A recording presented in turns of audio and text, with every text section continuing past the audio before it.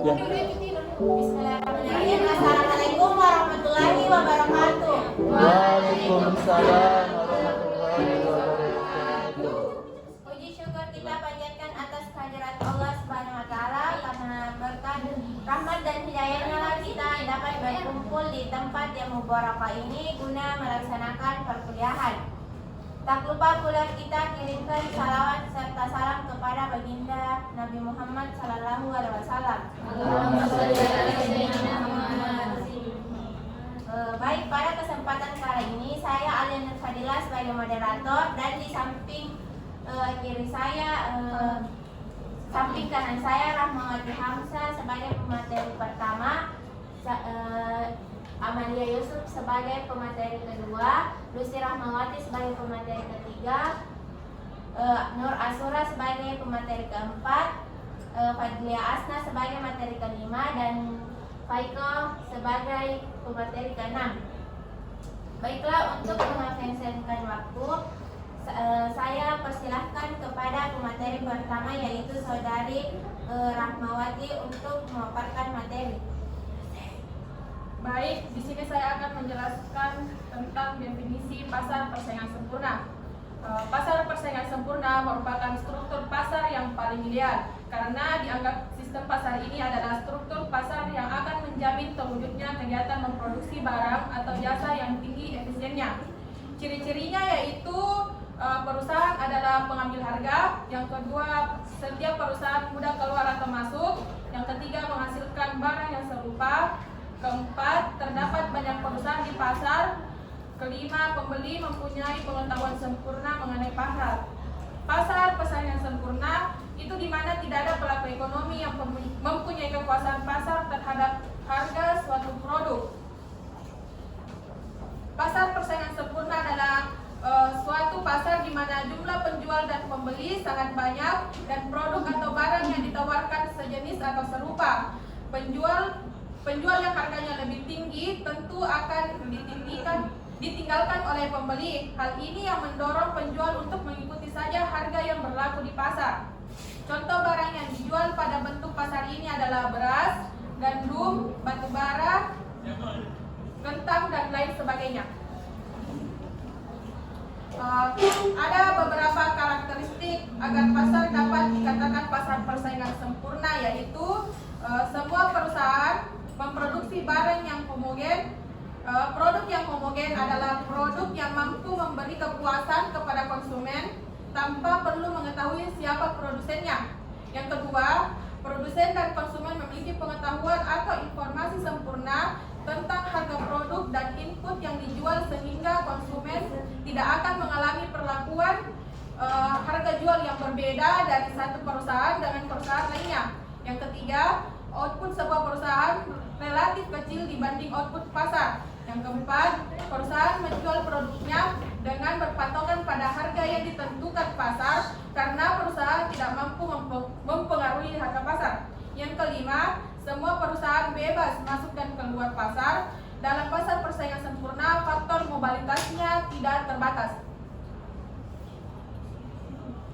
Mungkin itu materi yang telah dipaparkan oleh Rahmawati. Selanjutnya materi kedua akan dipaparkan oleh Saudari Amalia Yusuf. Kepadanya saya persilahkan. Baik, terima kasih kepada moderator atas kesempatan yang telah diberikan. Di sini saya akan melanjutkan materi dari Saudari Rahmawati Hamzah, yaitu kurva pasar persaingan sempurna. Tingkat harga dalam pasar persaingan sempurna ditentukan oleh permintaan dan penawaran. Dengan demikian dapat digambarkan seperti pada kurva di atas, yang mana itu kurva pertama yaitu kurva industri. Pada kurva pertama menunjukkan tingkat harga dalam pasar persaingan sempurna itu ditentukan oleh permintaan dan penawaran. Seperti kita lihat yang mana di situ ada garis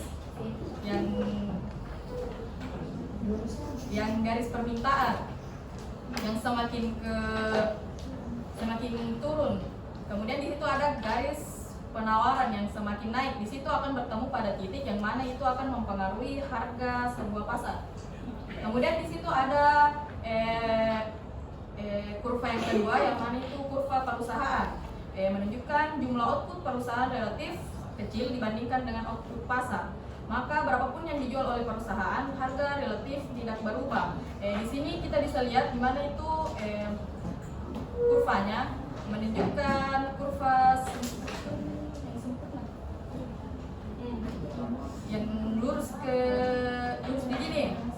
Itu biasanya dipengaruhi oleh dua faktor ya. Faktor yang pertama itu di mana perusahaan di situ dalam pasar persaingan sempurna menjual produk yang sama.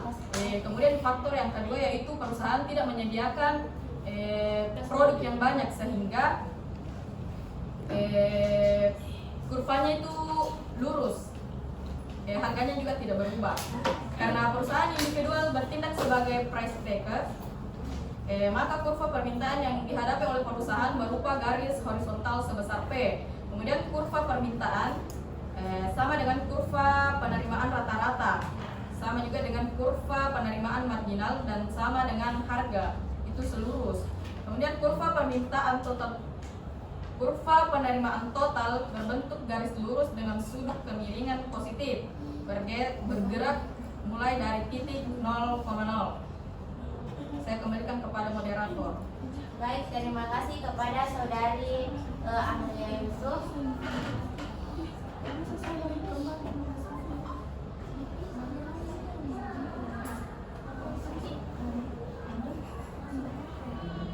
Baiklah, pada materi ketiga saya persilakan kepada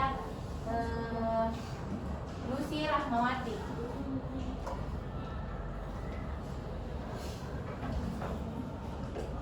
Efek pengenaan pajak pada pasar persaingan sempurna. Para ahli ekonomi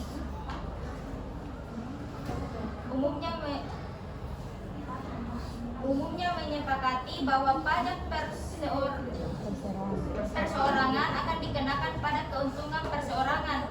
Oleh karena itu, pajak tersebut tidak akan berpengaruh terhadap struktur biaya produksi.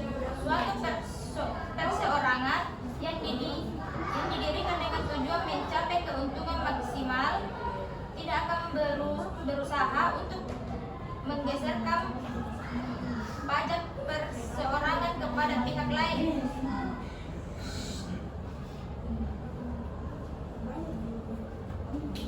Penetapan pajak dapat dibatasi atas dua, yaitu pajak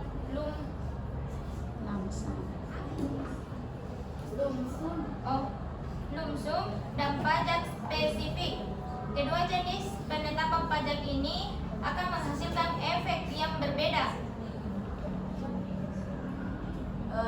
Baik, materi selanjutnya yaitu kelebihan dan kekurangan dari pasar persaingan sempurna akan dijelaskan oleh saudara Nur Asura. Kepadanya saya persilakan.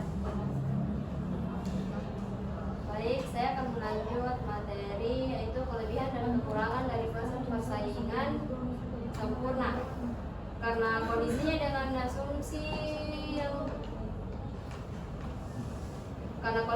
dengan asumsi yang sempurna, di dalam struktur pasar persaingan sempurna akan selalu terwujud efisiensi. Efisiensi yang dikenal ada dua jenis, yaitu efisiensi produktif dan efisiensi alokatif.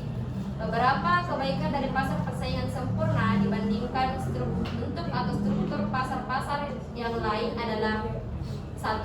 Persaingan sempurna memaksimumkan efisiensi. 2. Adanya kebebasan untuk memilih di samping memilih.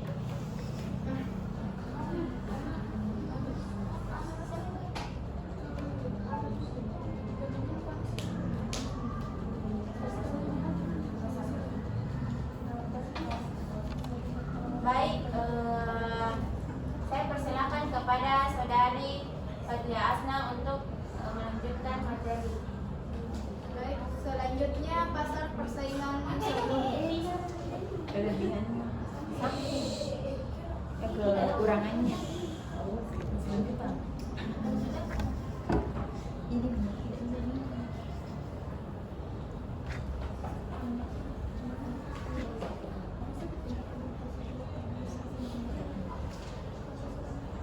Selanjutnya, di samping memiliki kebaikan-kebaikan, pasar persaingan sempurna juga memiliki keburukan-keburukan, antara lain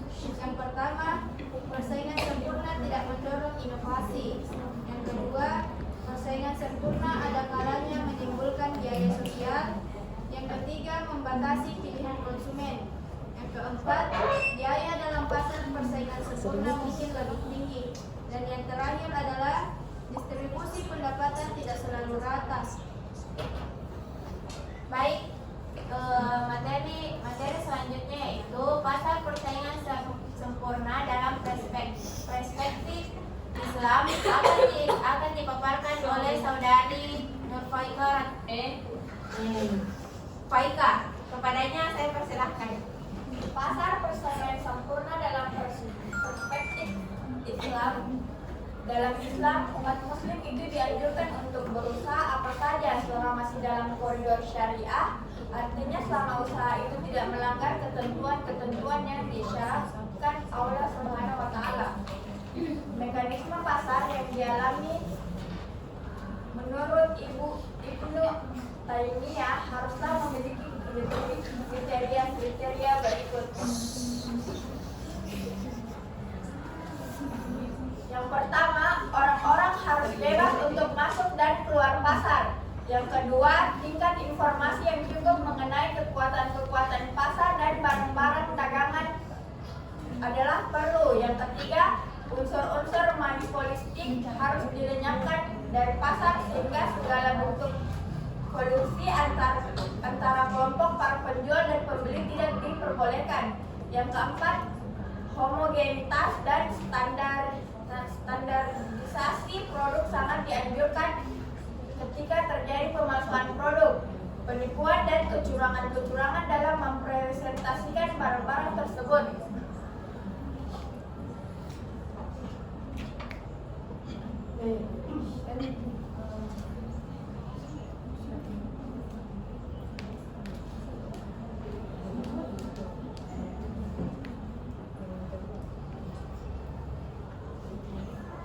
Baiklah, materi selanjutnya kurva permintaan TR, AR, MR pada pasar persaingan sempurna akan dijelaskan oleh saudari Amelia Yusuf. Kepadanya saya persilahkan. Baiklah, materi selanjutnya yaitu kurva permintaan TR, AR, MR pada pasar persaingan sempurna akan dijelaskan oleh saudari Amelia Yusuf. Kepadanya saya persilahkan. Baik, terima kasih kepada moderator. Di sini teman-teman pada gambar 2 kita bisa lihat di situ ada kurva permintaan TR, AR, MR pada pasar persaingan sempurna. Di situ terdapat 2 kurva, di mana kurva pertama itu kita bisa lihat bentuknya itu kurva elastisitas sempurna. Sebagaimana tadi sudah dijelaskan di kurva yang pertama bahwa hal tersebut terjadi karena 2 faktor, di mana faktor pertama yaitu karena perusahaan menghasilkan produk yang sama dalam pasar persaingan sempurna. Kemudian faktor yang kedua yaitu karena jumlah produksi yang dihasilkan oleh sebuah perusahaan lebih kecil daripada kebutuhan konsumen sehingga harganya akan tetap. Di mana di situ kita bisa lihat di mana D itu adalah demand atau permintaan sama dengan AR. AR itu permintaan rata-rata sama dengan MR yaitu penerimaan marginal dan P itu harga.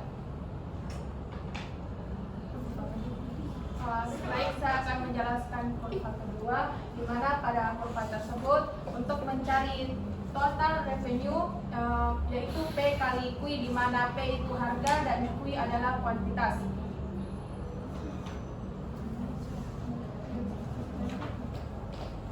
Baiklah, itulah tadi hasil pemaparan materi dari kelompok kami. Selanjutnya saya membuka sesi tanya jawab. Baik, terima kasih atas kesempatan yang telah diberikan kepada saya.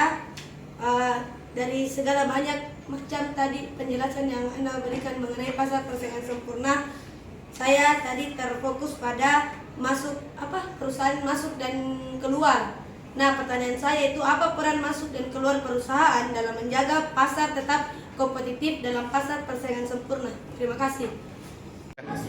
Baik, terima kasih atas kesempatan yang diberikan kepada saya. Tadi pemateri memaparkan tentang pajak.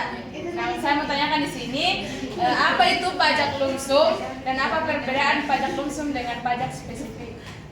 Terima kasih.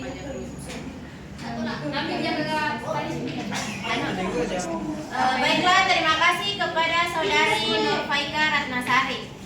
Baiklah, kami akan menjawab pertanyaan dari Saudari Anggita yang dimana jawaban akan dipaparkan oleh Saudari Rahmawati Hamsa. Kepadanya saya persilahkan. Baik, saya akan menjawab pertanyaan dari Anggita Yuwardani mengenai apa peran masuk dan keluar perusahaan dalam menjaga pasar tetap kompetitif dalam pasar persaingan sempurna. Dalam pasar persaingan sempurna, masuknya perusahaan baru memiliki peran yang signifikan dalam menjaga kompetisi. Ketika keuntungan hanya sedikit di pasar, perusahaan baru dapat masuk dengan relatif mudah.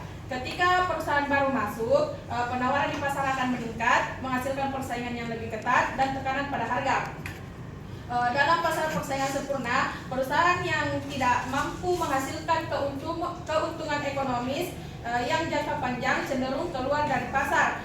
Jika sebuah pasar tidak dapat mencapai efisiensi yang cukup tinggi untuk menghasilkan keuntungan di atas biaya rata-rata, maka perusahaan tersebut akan mengalami kerugian dan akhirnya keluar dari pasar.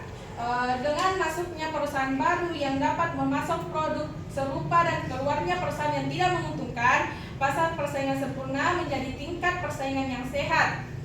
Masuk dan keluar perusahaan membantu mencegah dominasi satu atau beberapa perusahaan besar yang dapat memanipulasi harga atau membatasi pilihan konsumen. Persaingan yang ketat mendorong inovasi, efisiensi, dan peningkatan kualitas produk yang pada gilirannya memberikan manfaat kepada konsumen dalam bentuk harga yang lebih rendah dan pilihan yang lebih baik. Sekian jawaban saya. Itulah tadi jawaban dari Saudari Rahmawati Hamsa. Saya kembalikan kepada audiens. Apakah ada yang ingin menyanggah atau ada yang ingin ditambah?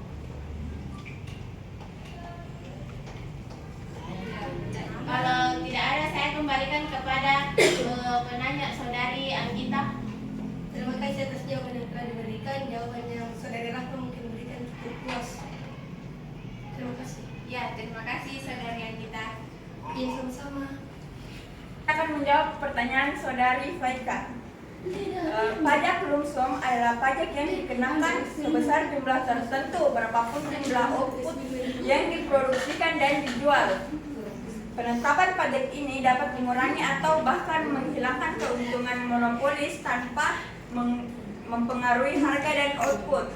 Pajak lumsum merupakan biaya tetap bagi perusahaan sehingga hanya akan mempengaruhi kurva biaya rata-rata, yaitu bergeser ke atas, sedangkan kurva biaya marginal adalah tetap.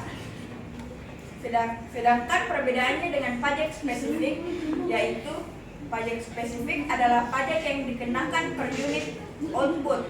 Pajak ini merupakan biaya variabel bagi pasar monopolis. Dengan demikian akan mempengaruhi kurva biaya rata-rata dan kurva biaya marginal, yaitu bergeser ke kanan atas.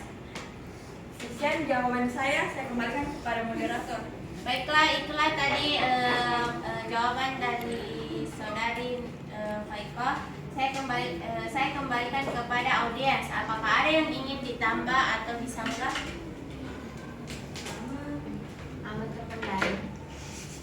Baik, jika tidak ada, saya kembalikan kepada penanya, kepada Saudari Nurfaika Ratnasari. Baik, terima kasih kepada saudari saya Faika atas jawabannya. Jawabannya saya Maitri. Baiklah, setelah menjawab seluruh pertanyaan, untuk mengakhiri, saya akan menarik kesimpulan. Yaitu kesimpulannya, pasar persaingan sempurna adalah suatu pasar di mana jumlah penjual dan pembeli atau konsumen sangat banyak dan produk atau barang yang ditawarkan sejenis atau serupa. Dalam pasar persaingan sempurna, sejumlah perusahaan sangat banyak dan kemampuan setiap perusahaan dianggap sedemikian kecilnya sehingga tidak mempengaruhi pasar. Tingkat harga dalam pasar persaingan sempurna ditentukan oleh permintaan dan penawaran. Jumlah output perusahaan relatif sangat kecil dibanding output pasar. Maka berapapun yang dijual perusahaan, harga relatif tidak berubah. Penetapan pajak dapat dibagi atas dua, yaitu pajak lumsub dan pajak spesifik. Kelebihan dari pasar persaingan sempurna adalah persaingan sempurna memaksimumkan efisiensi dan adanya kebebasan untuk memilih. Sedangkan kekurangannya yaitu persaingan sempurna tidak mendorong inovasi. Persaingan sempurna ada kalanya menimbulkan biaya sosial, membatasi pilihan konsumen. Biaya dalam pasar persaingan sempurna mungkin lebih tinggi. Distribusi pendapatan tidak selalu rata. Mungkin itulah tadi hasil pemaparan materi dari kelompok kami. Lebih dan kurangnya mohon dimaafkan. Wabillahi taufiq wal hidayat. Wassalamualaikum warahmatullahi wabarakatuh. Waalaikumsalam warahmatullahi wabarakatuh.